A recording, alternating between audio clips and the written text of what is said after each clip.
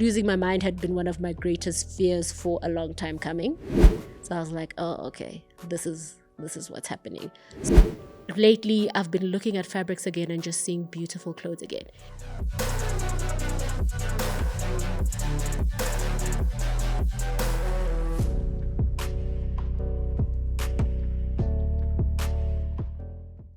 Hi, Genies. Welcome to yet another mind-blowing Access Genie podcast episode. Today, I'm bringing you a trailblazer in the world of creativity and in the world of fashion. But before I introduce her, I hope you've subscribed to this channel. I want to take this moment to say thank you so very much to every one of you who's watching podcasts every single Monday. And thank you for supporting us, sending us your well wishes and commenting. We really, really appreciate it. If you haven't subscribed, what are you waiting for? Please press the subscribe button below. Now that is out of the way, we've got Rina Chunga-Kutama. She's the founder of Rich Factory. I'm sure many of you have been in her clothes. You've seen a lot of celebrities and people that you like in her clothes. Thank you so much, Rina, for joining us. Thank you so much. Happy to be here. I'm so excited to have you here.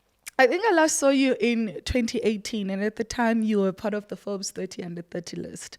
And since then, I've been really fascinated about the way in which you approach business and really how you just think through things and how mindful you are. So that's why it was important for me to reach out and ask you to be a part of this conversation. So thank you for coming through. My pleasure. I think it'll be great to recap sort of what the journey has been like between 2018 and 2023. Yeah. And I think so much has changed. Talking just about what the journey has been since then, am I right to say you are taking more of a quiet personal profile compared to then? Because I don't think I see you as much in the media anymore, but I see your clothes. I see people in your clothes a lot, but I don't think you are pushing the PR as much as you used to be. Is it just me or am I right in thinking that? I definitely never used to push the PR intentionally.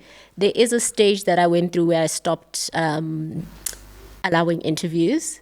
But I'm sure even you remember when you might not remember, but you've done the 30 under 30 list so many times. I'm sure you've called so many people. But when you called me and you were like, oh, no, you're going to be on the list, I was like, okay, thank you. I don't so much. I know the fashion industry wants you to be out there as a face as well. I'm very much somebody who's comfortable being in the background and just putting out the work. I love to see the work on people. Another thing that I did very intentionally, I think it was around 2019, is I stopped working with celebrities. And it's because I felt that at the time, the name was always mentioned almost as if it belonged to those celebrities. And also people felt that they could not access it because it was only for celebrities.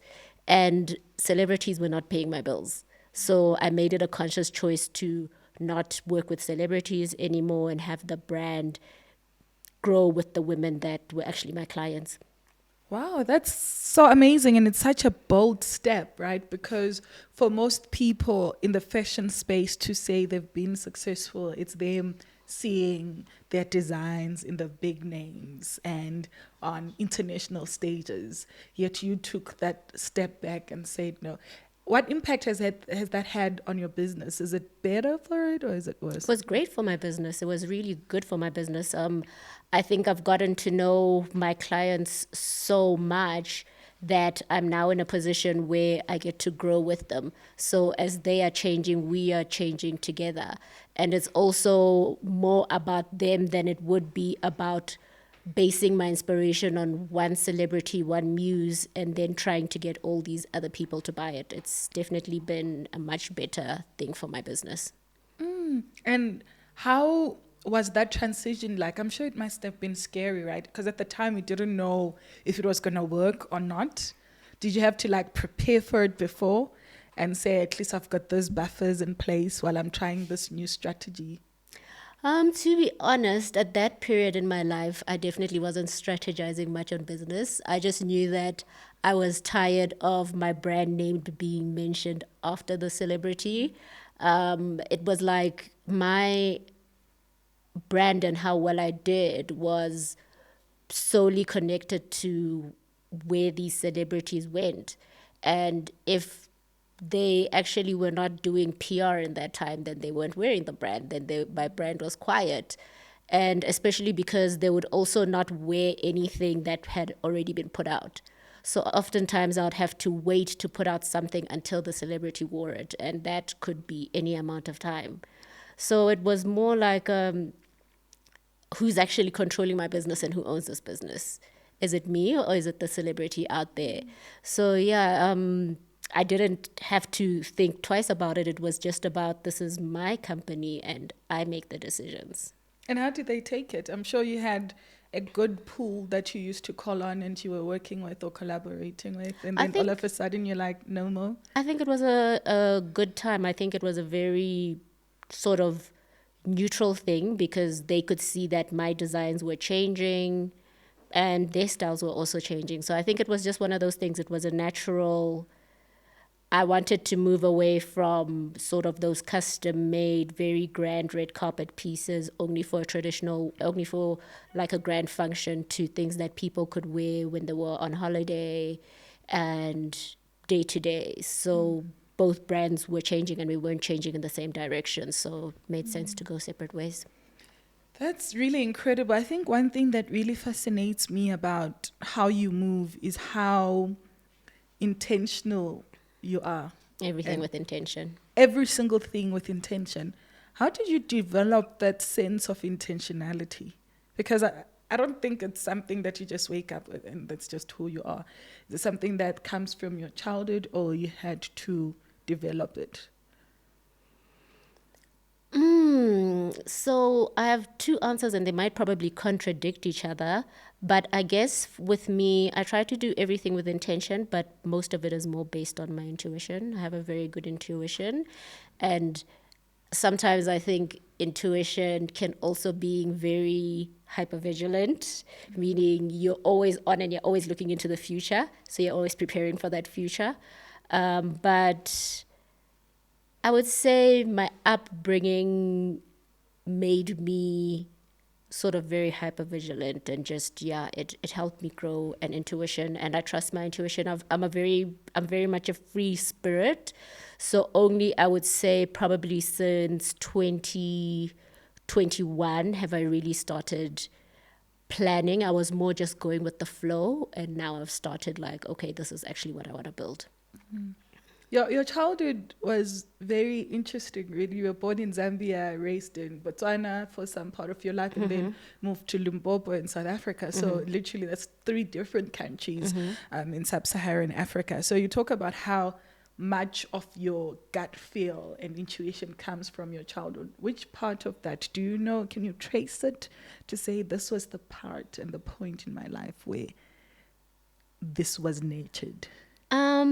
I wouldn't say that there was a particular part in my life where that was nurtured, but my parents, we grew up traveling a lot. So every weekend, as often as they could, we would be traveling to Zambia or to Zim or to South Africa or Namibia. We just traveled a lot. And when they weren't traveling, my parents were both teachers. We would be making stuff. So we would be helping my mom or my dad to mark, or my mom was a woodworker. So we would always be like just doing all kinds of things, making swings in the yard, gardening. I had a very broad upbringing, so to speak. I also went to one of those schools where things like weaving was a subject or calligraphy writing. So I just had a childhood which introduced me to a lot of different things. So I tried out many different things, and also my mom was very much a weirdo. She'll probably watch this and be like, what? But she was always very much independently herself. So growing up watching that just lets you develop your own personality sort of from the get-go, and you trust yourself and you don't try to fit in. So because I never did fit in, because I'm from so many different places and I have so many different experiences, I never had that box where I didn't have my intuition. I was just raised able to access it. And how do you know or differentiate between intuition and people's voices and being confused by what's happening around you, or fear? Because sometimes you'd think, oh, my gut feeling says, don't do this. And it's just fear that's trying to stop you from going on. So how do you differentiate amongst all of those different feelings as an entrepreneur? So I am actually just coming out of a sabbatical and taking that time out. At first it was forced time out because my mind just couldn't handle it anymore.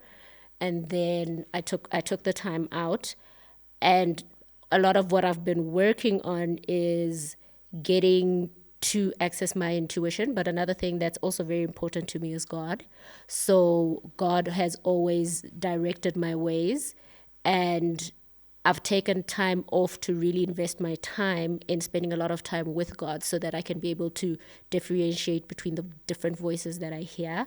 And I do have quite a lot of voices in my head, so I do have to differentiate between that. Another thing that I do is I really take my time with my decisions now. I think in the early years of entrepreneurship, when you're still really hustling, that's not a luxury that you have. But now I'm able to really take my time with my decisions. I'm able to pray on it. I'm able to ask myself, why do you want this? If you want this, is this an outside expectation? Is this you going with what society says you're supposed to have achieved by this stage? Or what direction is this actually moving you towards your big goal or not? And talking about your early years, I always look at your story and think, listen, you are one epitome of patience. You started in 2007, rather, when you were taking your gap year from school. That's when you started making clothes, and you were making matric dance dresses for people within your community. And then when you went to tertiary, you continued making clothes to make money. And it took you not until 2016, that's 9 years of working from your bedroom or wherever you lived to be able to run the business. And at that time, people knew who Rich Factory was, the kind of clothes you were making, some of the big names that we spoke about earlier that you were dressing were also being dressed, and you were making clothes out of your bedroom. That is so much patience. For all those 9 years when you were working from home, did you not feel like, man, I need to scale now? It's been too long. You didn't feel frustrated to say, let me just get my store now, let me move? How did you just say, I'm going to sit and this is it? Yeah.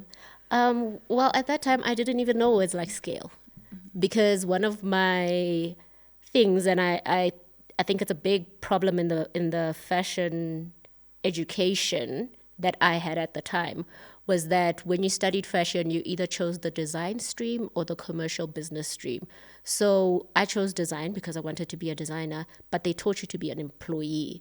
They don't give you any business skills whatsoever. So I went out into the world just knowing how to sew and knowing how to make things look pretty, and that was my only intention. So even though I was building a business, I was not building it with sort of that foresight. In fact, I was hoping to get hired by somebody as a designer, and I was sort of working on this while I was waiting for somebody to then say, hey, you want to come work for us? I didn't see myself with my own name sort of at Fashion Week. I thought that I would probably go work for an international designer. That's what I was going for. And then in 2016, or was it 15, we had done so many pop-ups by then, and there was a great demand for the store, and my house was always busy. There were constantly people in my house, and I did not want that anymore. So I got the shop very spontaneously. I went for dinner in Parkhurst, and it was probably only my second time in Parkhurst, and I walked the streets, and I just was like, why not?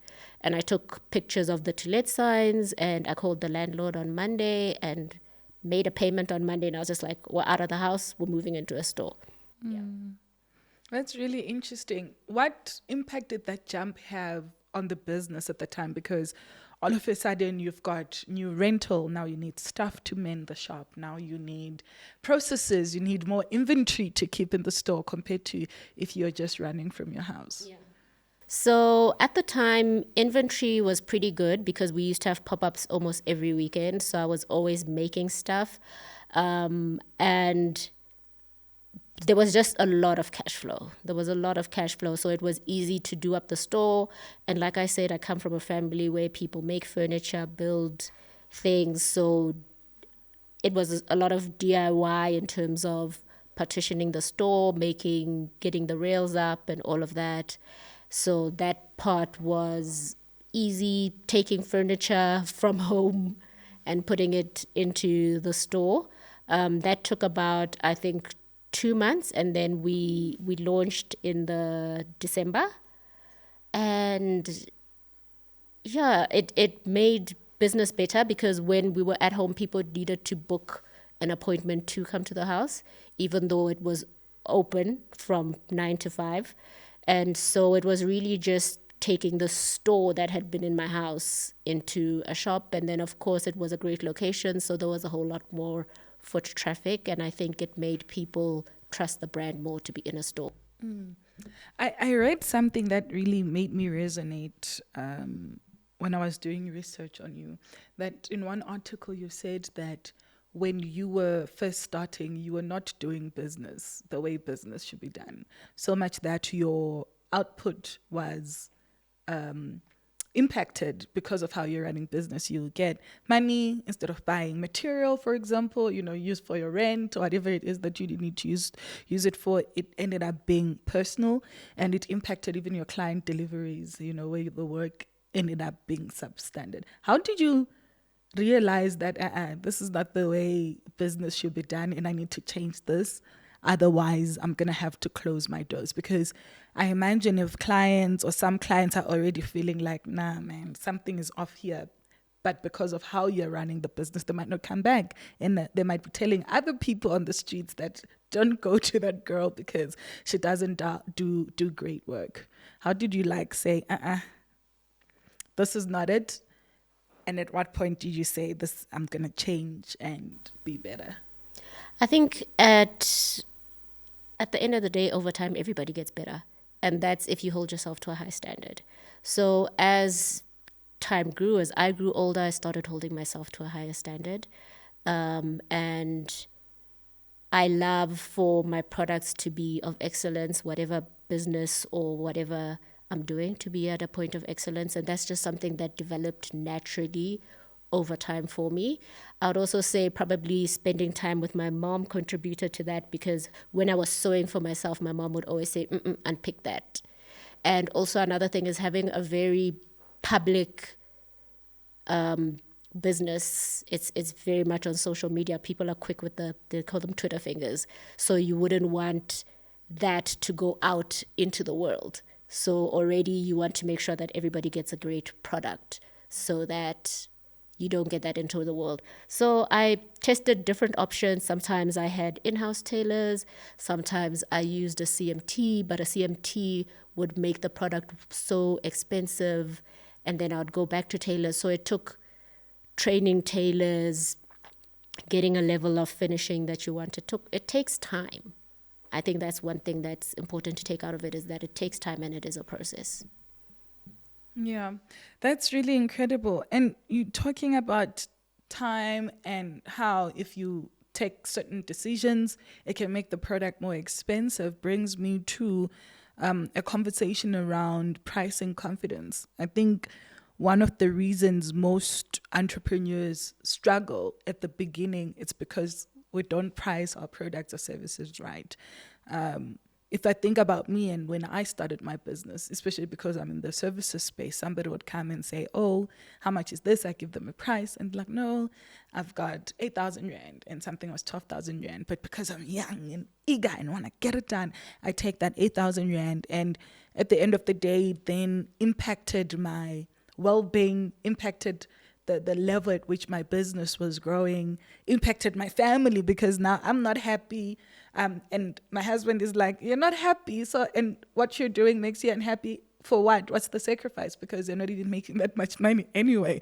So what's the point? And I find that a lot of young entrepreneurs really struggle for that because we're always on I want to get my clients. I want to have clients. I'd rather have a client than no client whatsoever. But the question is, at what cost are you doing that? How did you get to a point to say, I am going to price, this is my product, I'm going to price it like this, and get on board, or you're not my customer? My price range has changed quite a lot over the years. When we first started, Rich Factory was quite cheap. It was quite an affordable brand, and that was based off of my affordability. I would think to myself, okay, what could somebody like me afford?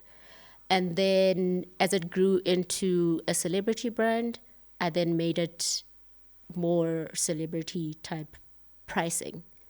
And then as we changed into a ready-wear price and things were being mass produced, that's the price that I was able to meet people at now, a mass produced price. But like you said, every periods change. So for example, during COVID, then the pricing was different because I knew that people couldn't afford as much. And when things were happening in the economy, then we would have a whole lot more sales because people would save up to be able to buy at a sale price. And then there's also the having different products across different price ranges. So there's a entry-level Rich Factory client who just wants to be able to have the brand in their wardrobe, and that's something that they know that they aspire to. So there's garments that are priced at an entry level, and then there's for the collectors, those are the more higher priced garments that are for the collector. In terms of confidence, my advice to somebody starting out to be, what is your network? Know your network, because they're the ones who are going to build your business. So can your network actually afford your product right now? And then as they grow, you grow with them. Does the network really help grow your business? Because I've found that it's people outside who become my clients more than my inner circle, or maybe I'm just in the wrong spaces. Because I always find that it's like acquaintances and friends of friends who jump on something that I'm selling or pushing compared to my everyday squad. Yeah, but that is your network. So my network. So your acquaintance, it is extended. going to be your acquaintances and your friends of friends, who are going to jump on, and you need to know what it is that they can afford. Because otherwise you're marketing to who? There's Facebook ads and there's all of that, but that's going to take people seeing it over time to trust you. Yes, and once those people who can afford more have seen you over time and they trust you, then you level up.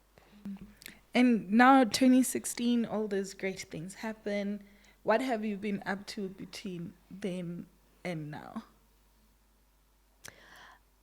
I stayed pretty consistent from 2016 until 2019. I didn't really make any bold changes. I worked with a lot of brands. Not working with brands was also a decision that I decided to make I think it was at the end of 2020. I decided to take a break from working with brands. I am open to working with brands now, but very particular.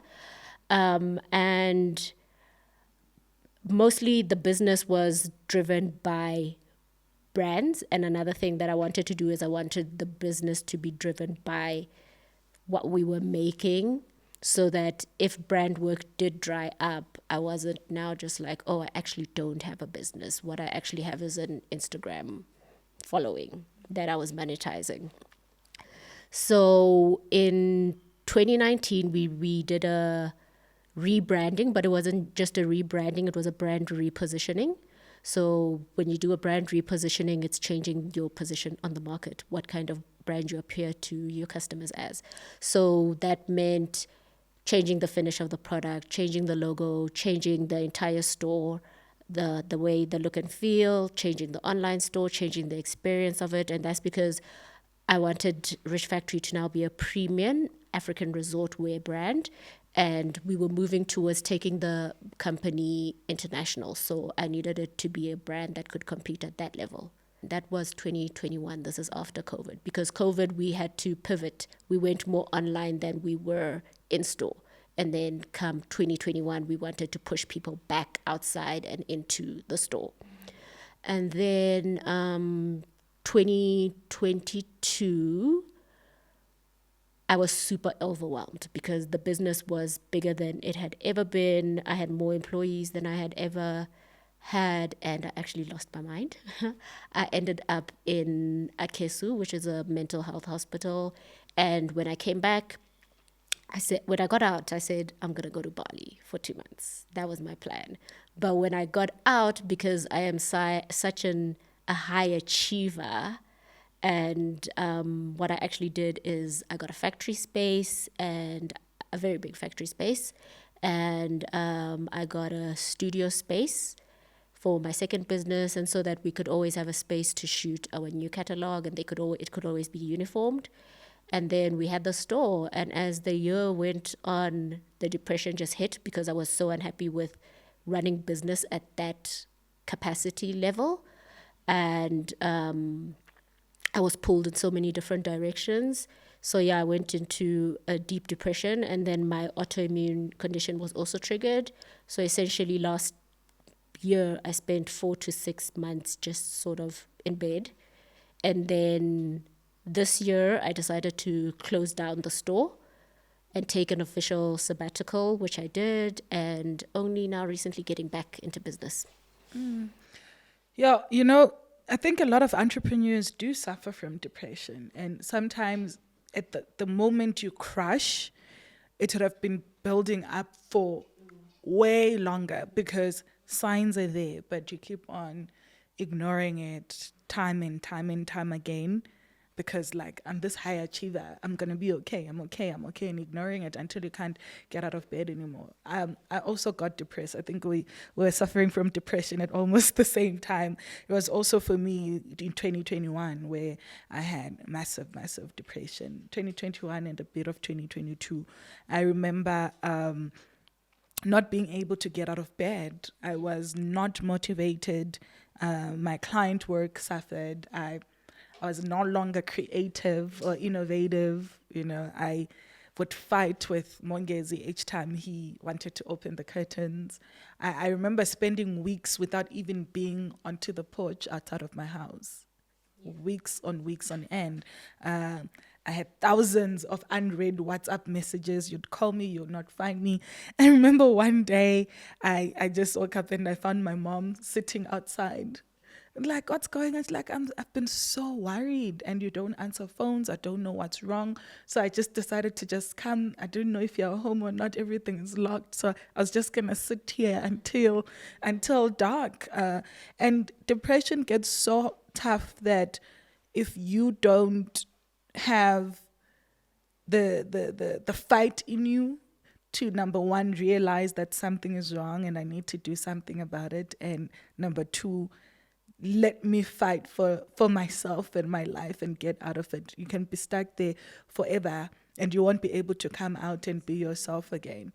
So that decision that you took to say, let me seek help, what drove you to that? How long did it take until you realized that, let me seek help?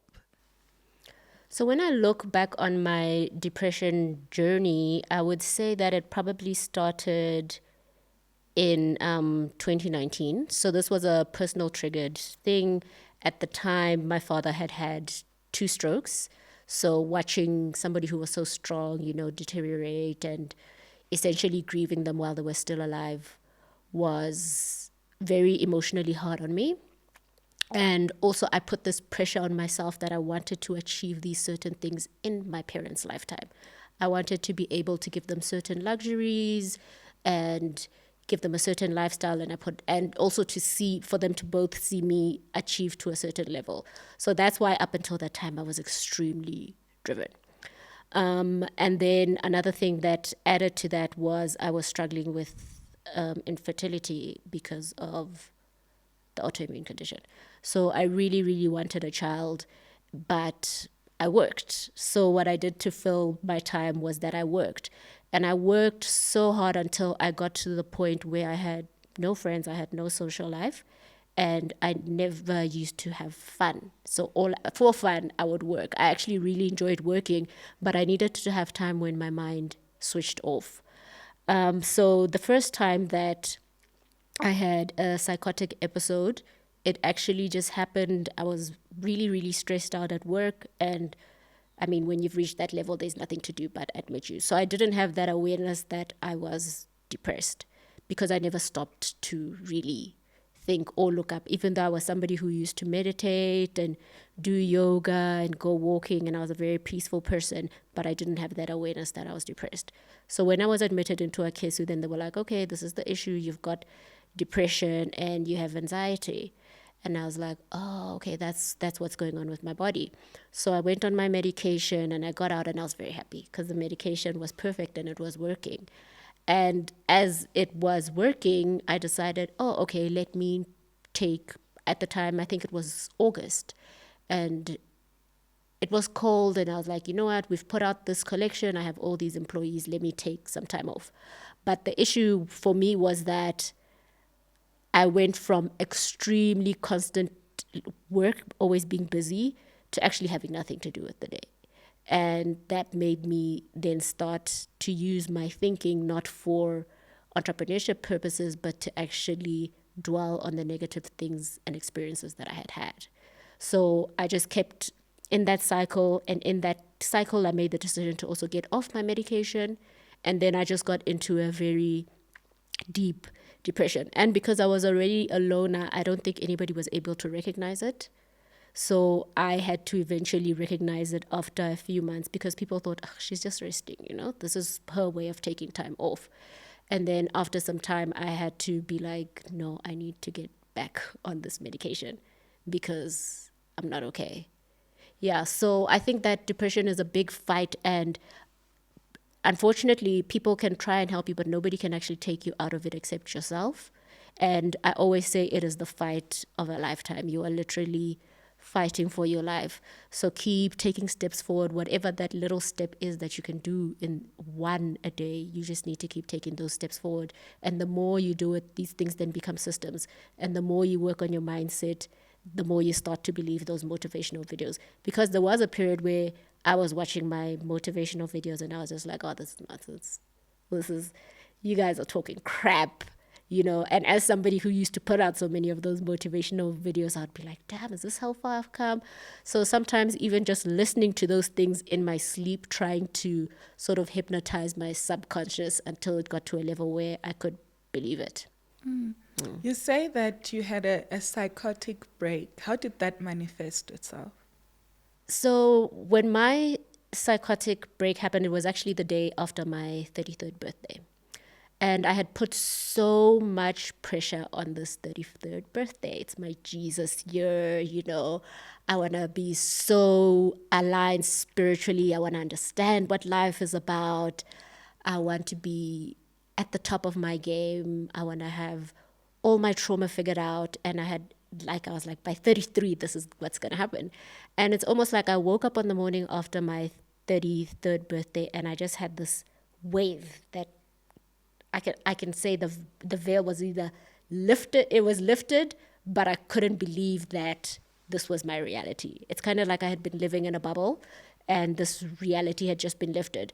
But what happened, what other people could see was that I was being very paranoid.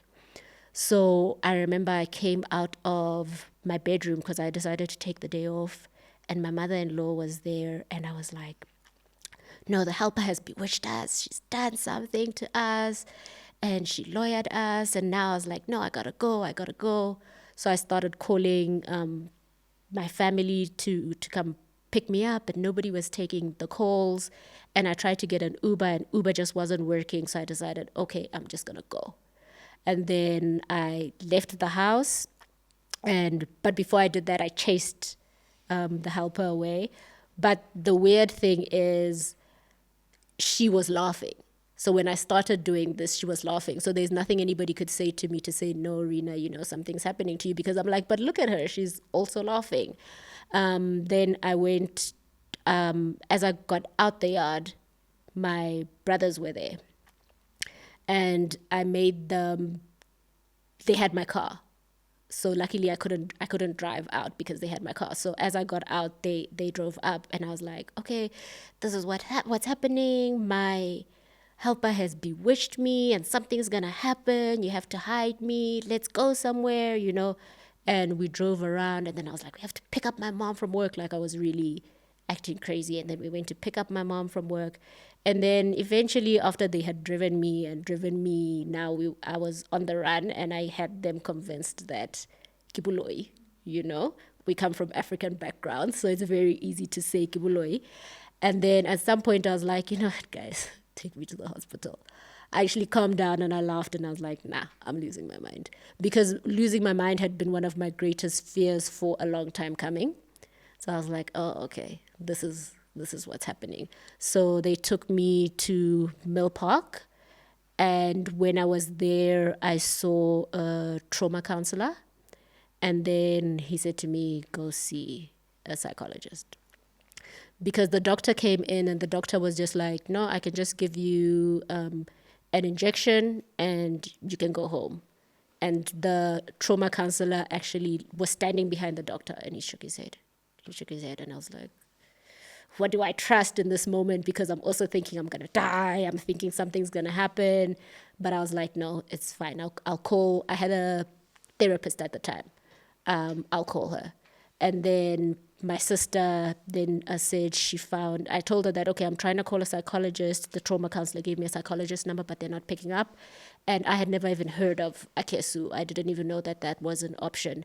My sister knew about it, and she called. And from the hospital, I went to Akesu, and I stayed there freaking out for a couple of days for the medication to kick in. I would try hide under my bed because I really thought like people were coming for me, People wanted me dead, or they wanted to sacrifice me or whatever. So I think I was admitted on like a Thursday, and it was a public holiday on the Friday. So I couldn't actually see a psychologist until the Monday. So I wasn't really medicated. So I was just like staying calm, I was medicated, but with sort of what they could give me that wasn't prescribed by a psychologist. And then, over that period, talking, and then when I came out, learning what my triggers are, because I was actually diagnosed with schizophrenia, and knowing what actually triggered the schizophrenia, so just making lifestyle changes. And what kind of lifestyle changes have you had to then make to ensure not to bring up those triggers? Okay, not having any THC, because that just made me be more paranoid. And I do not watch anything dark and scary, because then that plays, like I said, I have a lot of voices in my mind, but thankfully I use them for my creativity. So whatever I am giving myself access to and the content I'm taking in becomes one of the voices in my mind. So even if I am around people who believe that somebody is doing witchcraft on you, if they're talking about it, I take myself out of that space, because that's a trigger for me. So for example, at the time when I did have that psychotic episode with my helper, there was somebody in my life who was constantly calling her a witch. They were always like, yeah, she's a witch, she's a witch, she's a witch. So that voice then came in the back of my mind. So also learning to know, because I'm not a negative person by nature. So when I start having that voice, then I can just say, no, this is actually a trauma. This is not real. How do these voices come to you? I'm trying to imagine. Do you like hear them, or you start having these different types of thoughts about a situation? I've just always had a lot of voices in my head. I didn't even know that people don't. I thought everybody has like a continuous conversation back and forth between different voices in their head. So I just have lots of different conversations going on within each other. It's not like a dark voice that's saying, no, it's not like that. It's just like, this person is trying to do this and this, don't trust them. So I know, based off of my history and how I grew up, why it is that it's very difficult for me to trust people.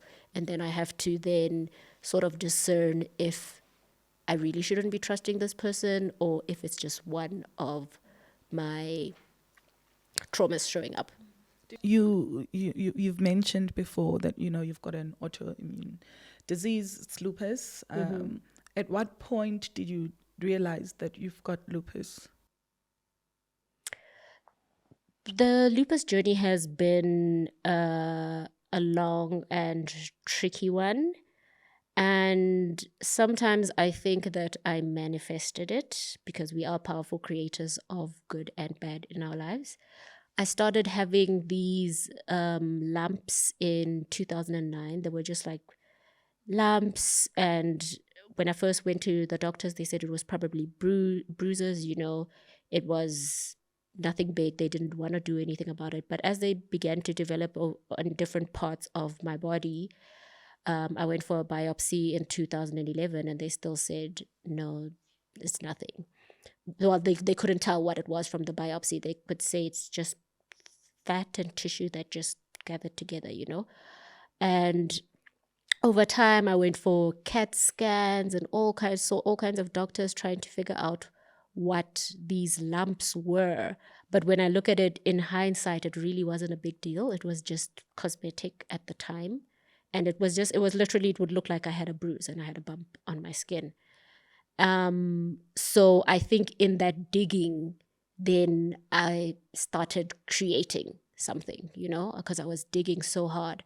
And then I remember I got a kidney infection and sometimes my hips would just really hurt. And I met this lady and she was on crutches. She was a client. I was doing a dress for her at the time. And she was like, oh, okay, I have lupus and this is how it started. And I was like, oh, okay, maybe this is what I have. So I started doing more research on it and really obsessing over it and going to the doctors and saying, this is what I think I have. And that's when it really started to manifest into the illness that it is now. But over time, doctors have, after diagnosing me in 2018, doctors have come back and said, we don't really think it's lupus. We think it's more of a connective tissue disorder, but nobody has been able to give me answers. So the last diagnosis that I have is lupus. And how does it affect your day-to-day life? Because it's something that is happening with your body and you're not sure. It might be lupus, maybe it's something else, but it's affecting your Yeah, it your is. daily Last life. year, it really, really affected my day-to-day life because I could barely walk. I couldn't stand up without somebody lifting me up. My legs were very weak. So even say if I have to go to the bathroom, somebody has to help me down and somebody has to lift me up. And when I go back to bed, so that really affected it. I also got a huge flare-up on my skin, which is still healing. And I went from having this very beautiful, flawless skin to having this very discolored rash and sores and gaping wounds on my body. And I was the face of the business at the time. So I couldn't model. So that messed with being able to get the brand name out there and also just my confidence levels. I really just wanted to hide for the longest time. So it did mess with my confidence. I'm still working on bringing my confidence back to life, but naturally I'm one of those people who was just born very confident, so it's not too much of a struggle. But yeah, there were definitely things that were a physical aspect that were hard to deal with. And you mentioned earlier that lupus or this autoimmune disease that you're struggling with has also affected your wanting to start a family and build, which was part of your triggers. Have you then now been able to accept it for what it is, or have you just said, okay, it is what it is, it will happen if it happens, if it doesn't, it doesn't? I have a little girl. Do you? Yes, I do. know you got a real girl. I got a little girl. Her name is Rainbow. Congratulations. When? She came home in 2021 March, so she's adopted.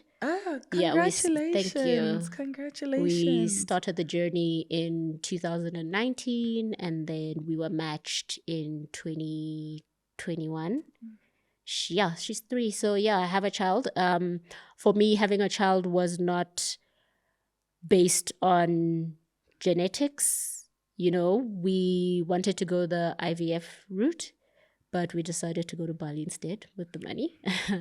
Yeah, and then when we came back from Bali, then my husband said, "Okay, cool, let's do the adoption."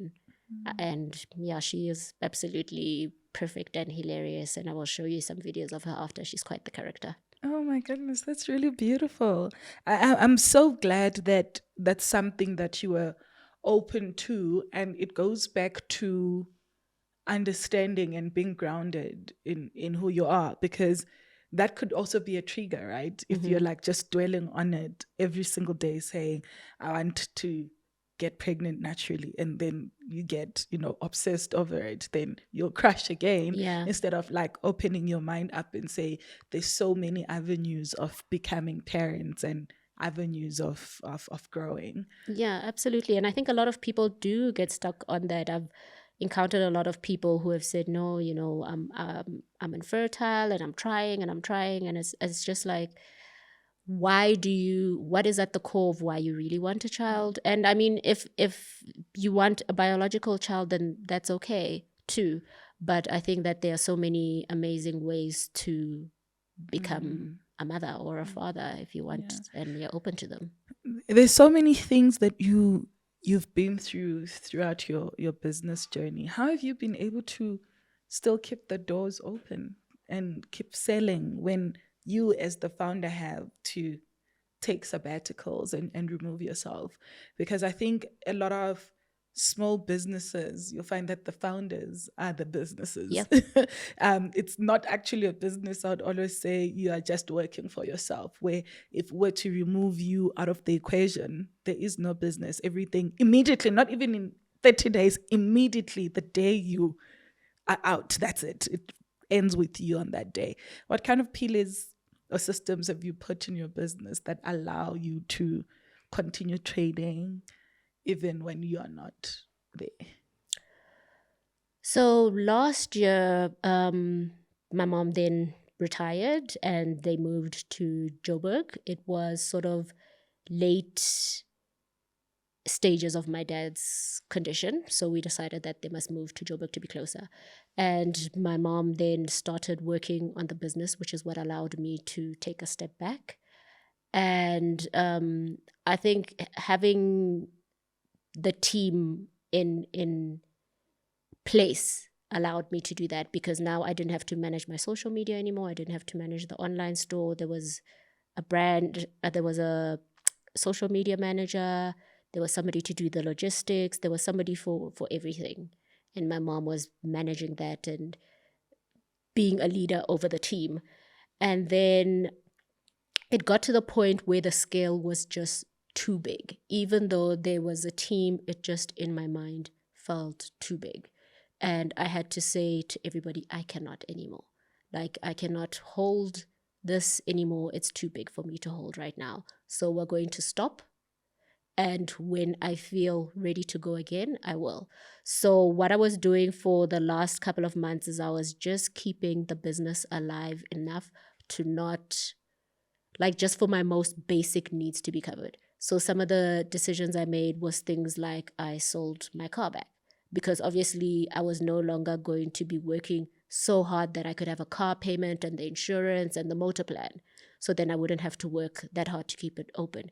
If I didn't have a physical store that I had to pay rent for, that's an expense that was off my books, So everything that I could let go of, I did, just so that I could make my expenses less. And then I just worked on, and my dresses cost, if I only need to sell 3 dresses a month, then that's what I'm selling, until I got to the point in where I am now, where there's certain things that I want more of. So I am now creating the space and opening up the business to receive more of. So for example, when I closed the business, I stayed with my one tailor and the shop assistant who would pack the orders. And when we decided to slow down even further, I started packing the orders and I completely let go of a store phone. Because one of the things that the store assistant would do would be to be replying to people on WhatsApp and taking calls and things like that. And that was no longer business that we needed to do. So I started packing orders, and then my tailor then became a part-time tailor. And then he started working from home. And then that wasn't working because he had 2 jobs at the time, and the quality of the garments that he was producing for me part-time were not working. So I said, okay, come back to me full-time. And since he's now back full-time, I'm able to take on more work and move forward. So how do you then balance the orders coming in and what you are able to do at the time? So if they keep on sending those DMs and emails ordering, do you say we're full, or you say we're currently not taking orders? Because also you don't want people to think that you're never coming back. Yeah, I've been very open with my journey, and I would say we are downscaling right now. Please check back. Just keep an eye on our social media. I'll share when we are really back in flow and what we have available. And I think that's so impressive because it is honesty with people in your community that support your work. Because sometimes if you try to bullshit them, they see through it, right? But if you're honest with your journey and say, I'm downscaling, this is what's going on, I'll be back. When you do come back, they'll be the first to also pick up the phone and come into the store or online store, whatever it is, and make the purchases that they need to make. Yeah. And you've never felt like, oh, I'm oversharing? Because sometimes people then get scared of that. Oh, they're going to know too much. I don't want the customers to know too much. Let me just keep this information away from them. I'm constantly being told I'm oversharing. Constantly. But I really don't care. Like, I was listening to this podcast the other day, and this lady was saying I was made for the dark. And what she meant by that is she's a therapist. So she's like, she's happy to go to dark places with people and pull them out of it. And I was like, oh, girl, I'm not made for the dark. But one thing I am made for is being vulnerable. Like, when I share, it's like I'm breathing. It makes me feel alive. It's something that helps me, and I was made that way. So yeah, I don't mind sharing pretty much everything. So what's next now for you personally and for Reach Factory, knowing what you know now and being in a much healthier and happier space? Okay. I spent a lot of time really thinking about what it is that I wanted to do. And I remember last year, it was December, and I was sitting on my steps, at the steps of the store, crying. And I was like, I hate this. And I was like, but I created this. So if I created this and I now no longer like it, then why don't I create something that I do like? And I took a lot of time out trying to separate Rich Factory, the brand, Rich Factory, this business that my father had named, and now my father has just passed away, my family legacy. And the burdens that were on my shoulder as a breadwinner, and just really looking at what it is that I now at 33 wanted to do with my life versus this 19, 17-year-old girl's dream, right? So I discovered that I love writing. So I've been putting my writing out there and applying for writing jobs. And I want to write a book, but I would like to start with a column. And I've recently started falling back in love with fashion again. Like this morning, I had a fabric run, and for the longest time last year, I would look at fabric and see absolutely nothing. I would not be inspired. Sorry, I want to swear. I would not be inspired. So lately, I've been looking at fabrics again and just seeing beautiful clothes again. If you had asked me a few months ago, I would have said I do not want to be in the fashion industry at all. But now I want to do fashion, and what I'd like to do is build a creative agency. That's what I'm working on now. I'm just in the very early stages of creating it, and the reason why I'm actually comfortable talking about it is because I like to put things out in the universe confidently. So I am building a creative agency that will hopefully help brands like myself get into boutique stores internationally or even locally in different places. That's what I'm looking at. I thought that I would reopen a store in maybe London or maybe go back to Parkhurst again, but I actually decided I'd rather go to Bali. So I would like to go open a store in Bali. And yeah, I think my thinking has just expanded because I was thinking within, like I said, the dreams of a 17-year-old. And now I have a more global experience. I've been have had access to go and see the world, and I'd like to go out into it. That's beautiful. When we end off this podcast, we like to do what we call Fast Five. So it's when I ask 5 questions, and you can answer in one word or a sentence or even 2 sentences Okay, if you that wish. sounds So it's fun. Fast Five. First one is, what is it that you now know for sure? What do you know for sure? That if I'm betting on myself. Yeah, I can always bet on myself. And what have you had to unlearn to build who you are today? I am still unlearning it, but it is my allowing myself to be seen, because I have a big sort of purpose in the world, but that doesn't necessarily mean that I want to be seen. So I have to grant myself that permission to step into it. What describes your current state of mind? That's a tough one. What describes my current state of mind?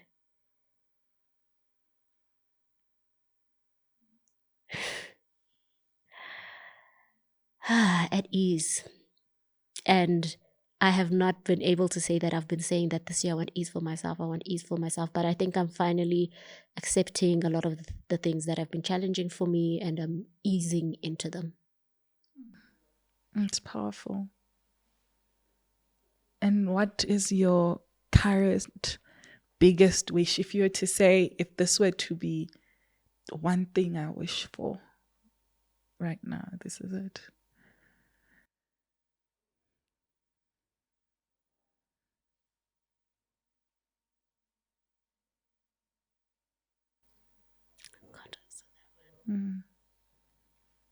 You're content.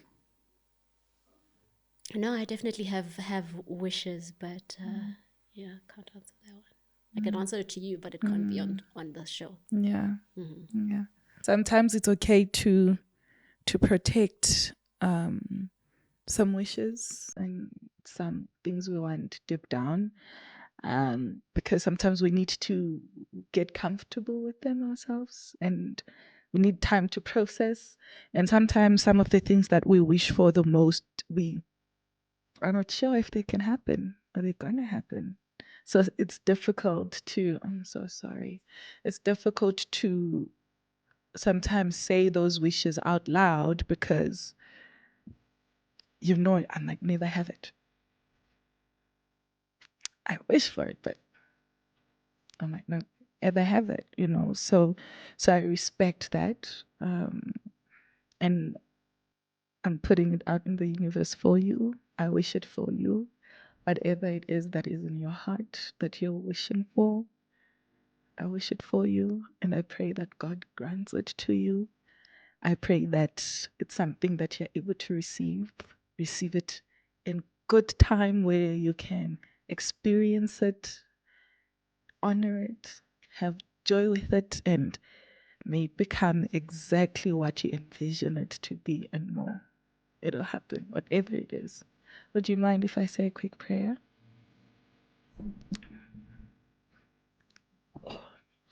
Yeah. Oops. Heavenly Father, I would like to come before your throne right now and ask for you to grant Rina whatever wish she has in her heart. You know her more intimately than anyone else knows her, even more than she knows herself. You know what kind of impact this would have in her life. You know what kind of joy it will bring her in her life. And you say, come to me in prayer and in faith and ask for anything. And whatever it is that you ask for shall be granted. So I'm claiming in this moment that promise that you have given to us.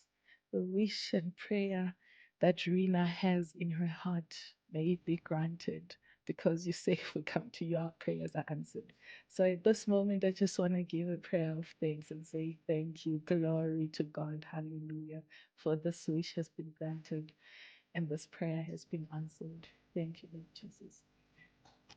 Thank you. Thank you for honoring me. Thank you so Thank you much. for having me. This is the first interview podcast invite that I've agreed to since 2020. I'm glad I did. I'm so honored you did, man. And I think it also shows me how much I shouldn't take this for granted. So thank you. You only asked me 4 questions, I not 5. asked you 4, yes, and not 5. Should we do the 5, number 5? Yeah, we can do it. You haven't turned off, right? Yeah. Okay. I've even forgotten about number 5. I'm gonna ask you something light. 5th and final question on the first 5. If you were to give advice to any entrepreneur right now who's trying to build something, what would it be?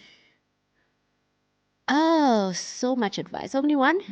One or a sentence, or you can like sum it up. Okay. Firstly, get all the free content that you can. There's YouTube videos and podcasts available. People are willing to teach you so much free stuff, and learn to speak the language of the business that you're in. Like if you're trying to be an entrepreneur, listen to business podcasts because they will really open up your mind. So it's all about putting your brain, like the brain has, I can't remember what it's called, different neural pathways or whatever, it's always growing. So even if you think you're not so smart, I failed my way through high school, primary school, and tertiary. But I'm such an intelligent person now, and that's because I'm an autodidact. I gain information from every avenue that I can. So empower yourself with all the free information and books that you can. And then, secondly, is be aware of the season that you are in. Sometimes you are in a hustling stage, and then sometimes it is time to reap the rewards and you can just cruise. But have the foresight to look forward and say, you know what, probably in 2 to 3 years, I need to start hustling again. So let me get my mindset right. Let me start planting new seeds because I won't be able to eat off of these old seeds, and know that I'm going to need to pivot my business. So yeah, look to the future while enjoying the present and knowing exactly what season you're in. Thank you so much, Rina, for agreeing, first and foremost, for this type of sit down where we talk business, but we talk humanity as well. Yeah. I honor you for that. Thank So you. thank you so much. I Thank you. appreciate I had a you. great time. I love to talk. So Thank you, man. From the Cliffside Boutique Getaway, this podcast is for all entrepreneurs, leaders, and genies who are looking to learn from those who walked the path to success. Thank you so much for your support, and stay tuned to more Access Genie. New episodes drop every Monday on Spotify, Apple Podcasts, and of course on YouTube.